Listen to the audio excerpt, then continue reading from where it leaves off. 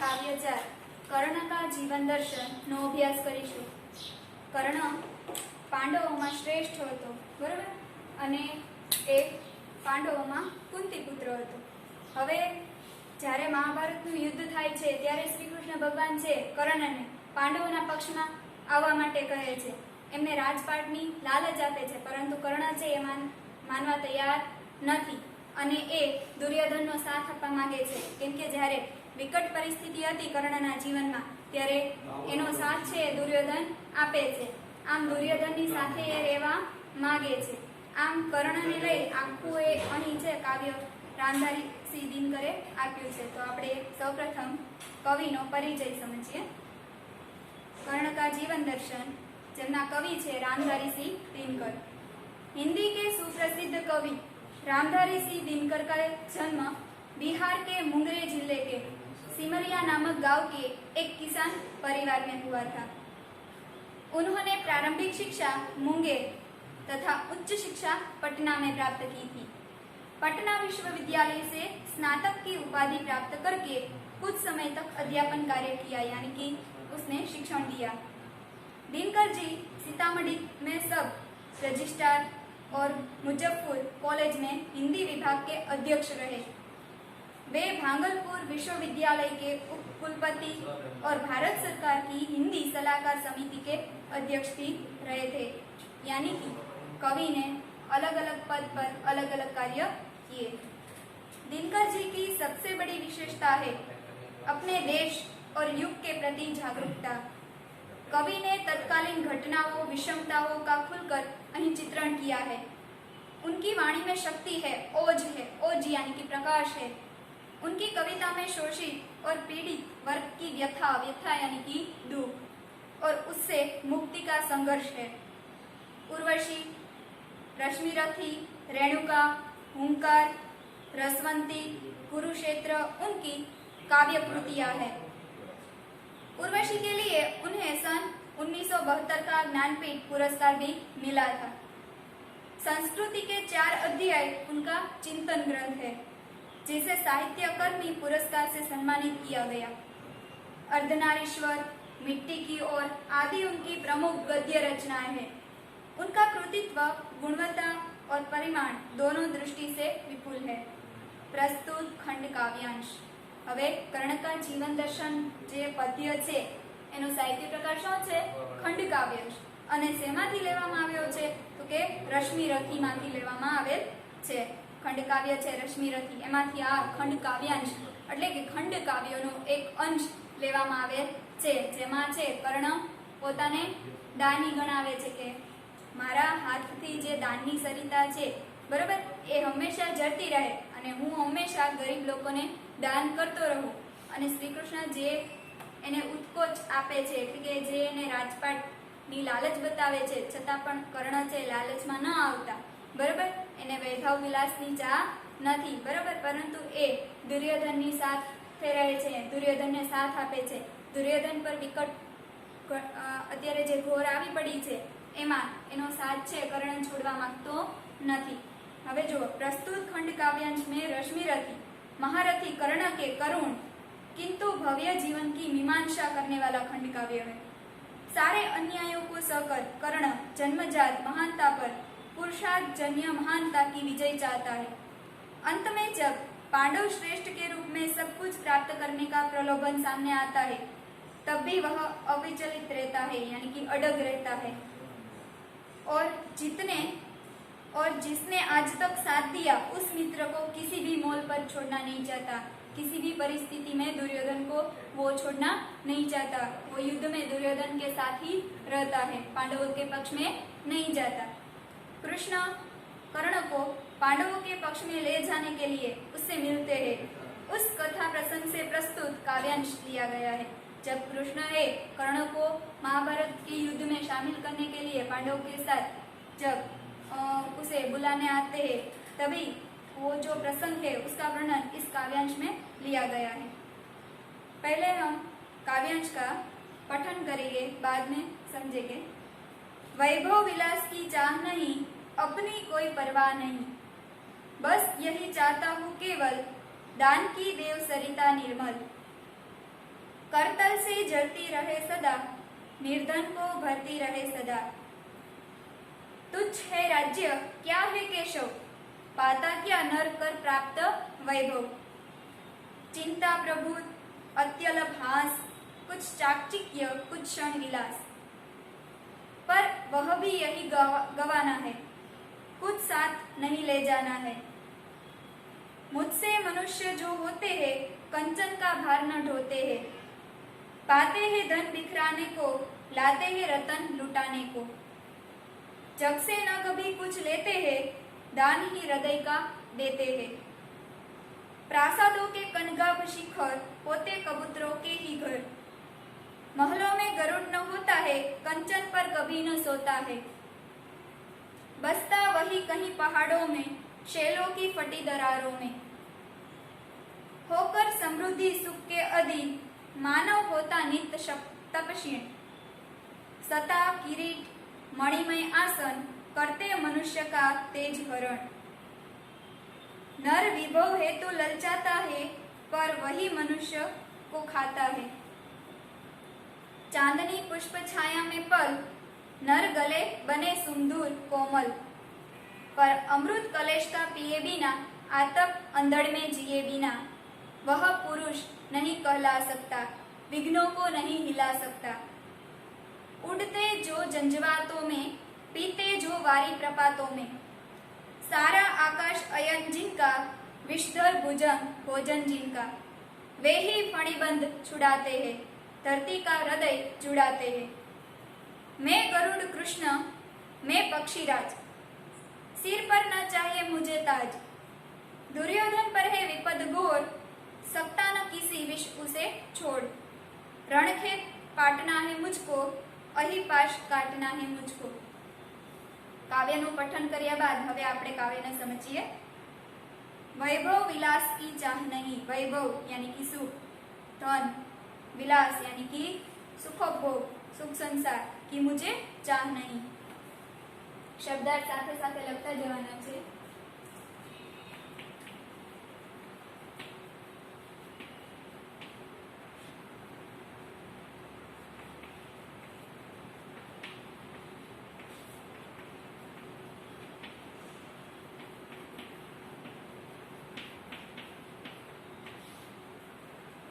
मुझे वैभव विलास की कोई भी चाह नहीं है, मुझे अपनी जान की भी परवाह नहीं है। बस यही चाहता हूँ केवल, दान की देव सरिता निर्मल। करतल से झड़ती रहे सदा, करतल यानी कि हथेली।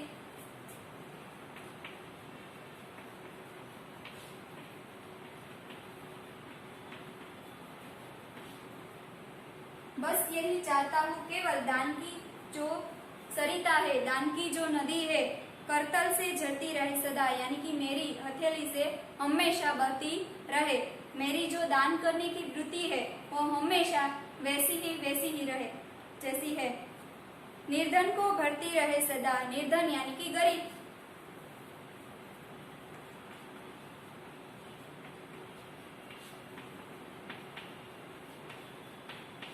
मेरी जो दान की जो सरिता है वो हमेशा बहती रहे, दान करने की वृत्ति, और निर्धन को हमेशा भरती रहे यानी कि गरीबों को हमेशा सहाय करती रहे। कर्ण है वो दानवीर था। तुच्छ है राज्य क्या है केशव, कृष्ण भगवान ने कहे छे कि हे केशव, राज्य तो तुच्छ छे। पाता क्या नर कर प्राप्त विभव, वैभव यानी कि धन प्राप्त करके नर, नर यानी कि मनुष्य क्या प्राप्त करता है। वैभव पाकर मनुष्य कुछ भी नहीं प्राप्त करता। चिंता प्रभुत, प्रभुत यानी कि अधिक।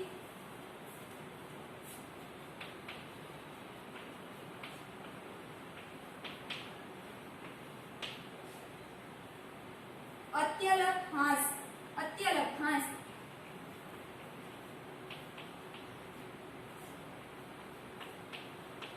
यानी थोड़ी सी खुशी।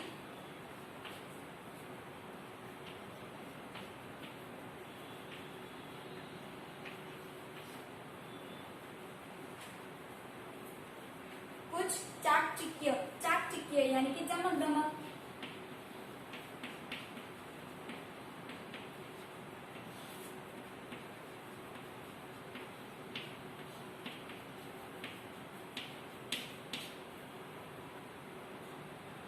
कुछ क्षण विलास। तुच्छ है राज्य क्या है केशव, पाता क्या नर कर प्राप्त विभव।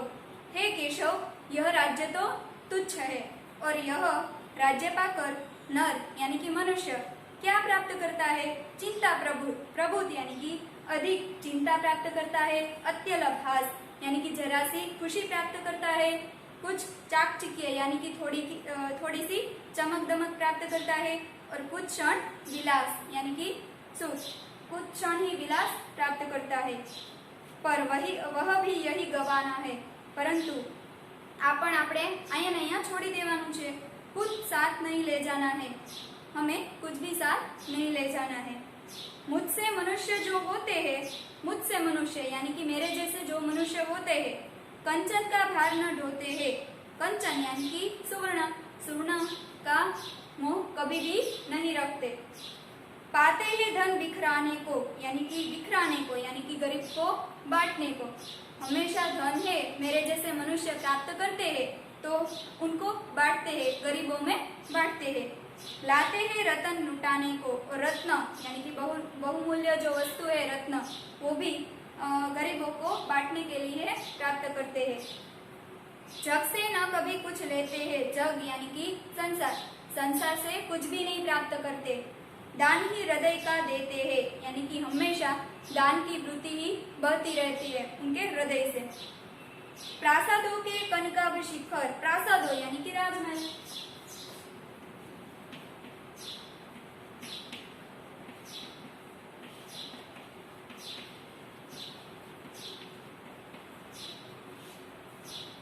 प्रासादों के कनकाभ शिखर होते कबूतरों के ही घर, यानी कि राजमहलों के कनकाभ यानी कि टोच, शिखर किसके घर होते हैं, कबूतरों के ही घर होते हैं। महलों में गरुड़ न होता है, गरुड़ पक्षी है वो महलों में कभी नहीं रहता। कंचन पर कभी न सोता है, कंचन का कभी मोह नहीं रखता। कर्ण है वो अपने आप को गरुड़ के समान समझता है। बसता वह कहीं पहाड़ों में, गरुड़ पक्षी है वो तो पहाड़ों में ही रहता है। शैलों की फटी दरारों में, शैल यानी कि पहाड़ की फटी दरार यानी कि तिराड़, वह तो पहाड़ों की फटी जो तिराड़ है उसमें ही बसता है। होकर समृद्धि सुख के अधीन मानव होता नित्य तपस्वीन, होकर समृद्धि और सुख के अधीन रहकर मानव अपना जो तप यानी कि तेज, क्षीण यानी कि नष्ट, अपना जो तेज है वो खो देता है, नष्ट कर देता है, समृद्धि और सुख के अधीन रहकर। सता किरीट मणिमय आसन करते मनुष्य का तेज हरण, सता यानी कि राजपद,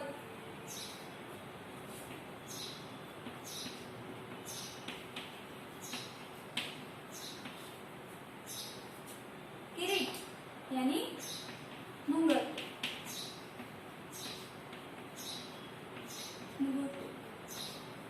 सता है, किरीट है और मणिमय जो आसन है यानी कि राजपद, वो मनुष्य का तेज है वो हरण करते हैं, यानी कि उसका तेज है वो नष्ट कर देते हैं।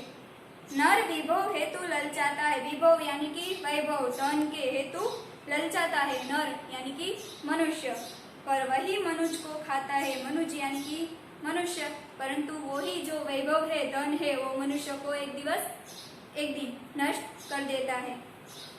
चांदनी पुष्प छाया में पल, पल यानी कि उछरेल, चांदनी पुष्प छाया में जे उछरेला नर यानी कि मनुष्य, गले बने सुमधुर, सुमधुर यानी कि सुंदर અને કોમળ, ભલે હોય ચાંદની અને પુષ્પ છાયામાં જે ઉછરેલા મનુષ્યો છે એ ભલે ને સુંદર અને કોમળ બની જાય, પર અમૃત કલેશ का पिए बिना, अमृत कलेश यानी कि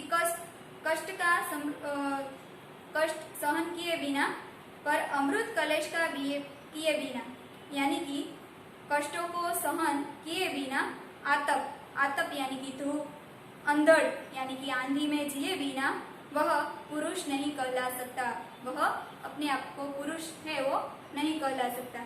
चांदनी पुष्प छाया में पल, नर गले बने सुमधुर कोमल, पर अमृत कलेश का पिए बिना, आतप अंधड़ में जिए बिना, यानी कि चांदनी पुष्प छाया में पल यानी कि उछरे मनुष्य भले ही सुंदर और कोमल हो, कष्टों को सहन किए बिना, आंधी अंधड़ में जिए बिना वो मनुष्य है, वो पुरुष नहीं कहला सकता। विघ्नों को नहीं हिला सकता, वो कोई भी मुश्किल को पार नहीं कर सकता। उड़ते जो झंझावातों यानी कि आंधी तूफानों में जो उड़ते हैं, पीते जो वारी प्रपातों में, वारी यानी कि जल,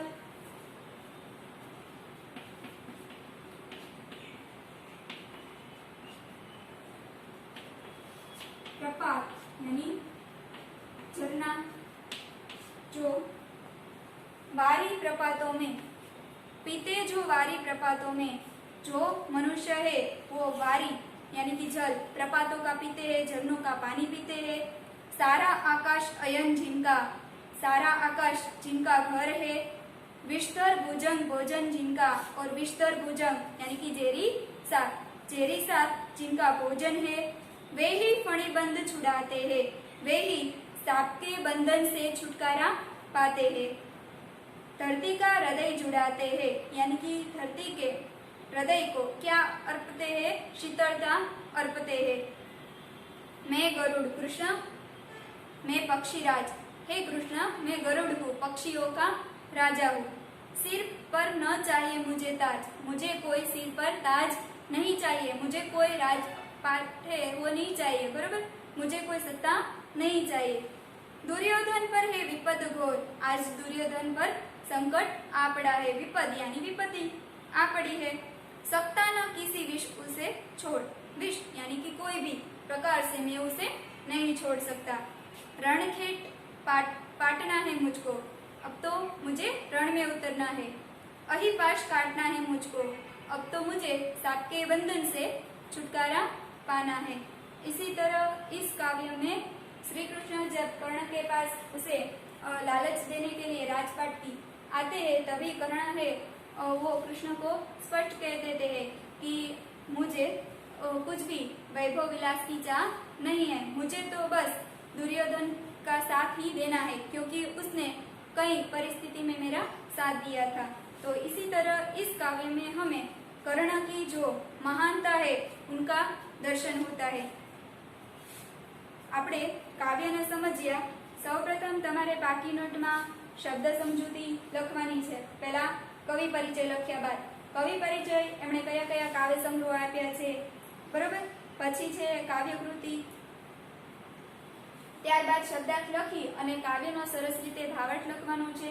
ભાવાર્થ લખ્યા બાદ સ્વાધ્યાયમાં પ્રશ્ન 1 જો એમાં શબ્દને લઈ વાક્ય પ્રયોગ સરસ રીતે કરવાનો છે। प्रश्न 2 संक्षेप में उत्तर आपवाना छे। प्रश्न 3 पंक्तियों का भावार्थ लिखिए। तमने 2 पंक्ति आपी छे, एनो सरस रीते तमारे भावार्थ लखवानो छे। पछी छे टिप्पणी लिखिए। टिप्पणी यानी कि टूंक नोंध सरस रीते लखवानी छे। कर्ण की अभिलाषा, अभिलाषा यानी कि इच्छा, और कर्ण का मित्र धर्म, कर्ण ने दुर्योधन के प्रति कैसे मित्र धर्म बजाए उसके बारे में टूंक नोंध लिखनी है। बाद में विरोधी शब्द है।